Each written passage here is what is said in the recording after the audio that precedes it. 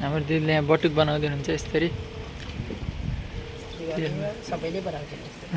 अनि यहाँको स्पेसल हुन्छ नि त यहाँको चुकौनी पनि स्पेसल हुन्छ यो चुकौनी र यहाँको बटुक यहाँ के को पिठोले बन्छ अरे यो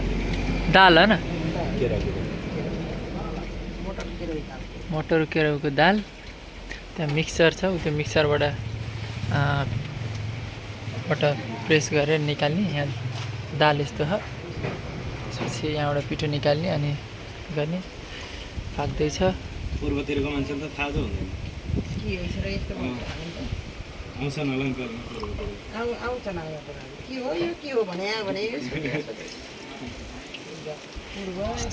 टक्कै चटनीसँग